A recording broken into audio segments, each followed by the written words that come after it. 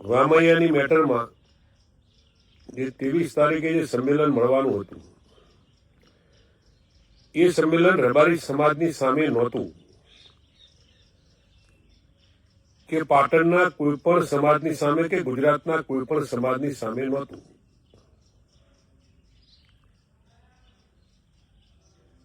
આ સંમેલન જે પોલીસ દ્વારા વરઘોડો કાઢી અને જે નીચ કૃત્ય કર્યું હતું એની સામેનું આ સંમેલન હતું. ગુજરાતમાં ઘણા બધા બનાવો બને છે,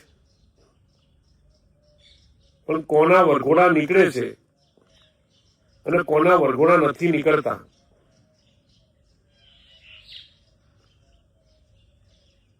પાટણની જે મેટર હતી, વ્યક્તિગત ઝઘડા કોઈને હોઈ શકે, એની સામે કોઈને વાંધો ના હોય.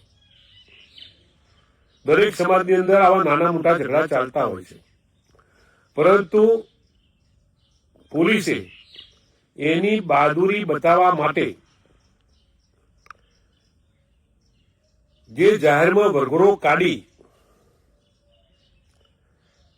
અને જે બેરહીમથી મારવામાં આવ્યા હતા તબતદારોને,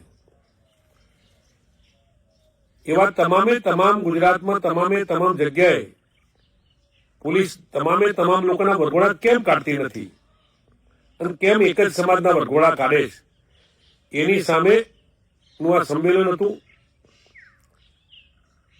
ફરીવાર આવી ભૂલ ન કરે સરકાર અને પોલીસ, એની સામેનું સંમેલન હતું. પરંતુ શું બન્યું એમાં મારે પડવું નથી. વ્યક્તિગત લાભ લેવા માટે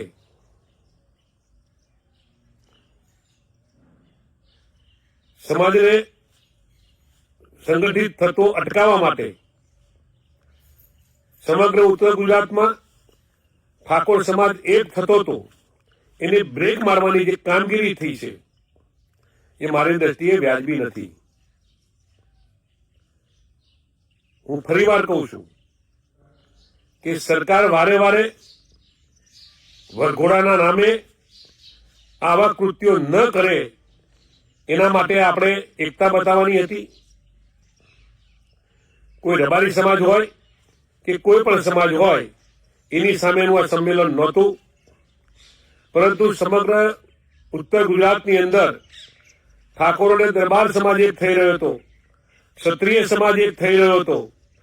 એ સમાજ એક ના થાય, એક ખાટલે ન બેસે, એક મોડવે ભેગા ન થાય અને એની એકતા તોડવા માટેનું જે ષડયંત્ર હતું એ આજે સતું થયું છે. કોને કર્યું કે કોને નથી કર્યું એમાં મારે પડવું નથી. હું એટલું ચોક્કસ કહીશ કે રામૈયાની મેટરથી સમગ્ર ઉત્તર ગુજરાતના તમામ ક્ષત્રિયો જ્યારે એક થતા હતા ત્યારે એને જે લોકોએ અટકાવવાની કામગીરી કરીશ એ નહીં કરવી જોઈએ. આ એવો મોકો હતો કે સમગ્ર ઉત્તર ગુજરાતના તમામ ક્ષત્રિયો એક તોતણે બંધાવાના હતા. એ તોતણેના બંધાય એની જે મનસા મેલી હતી એ બહાર આવી છે.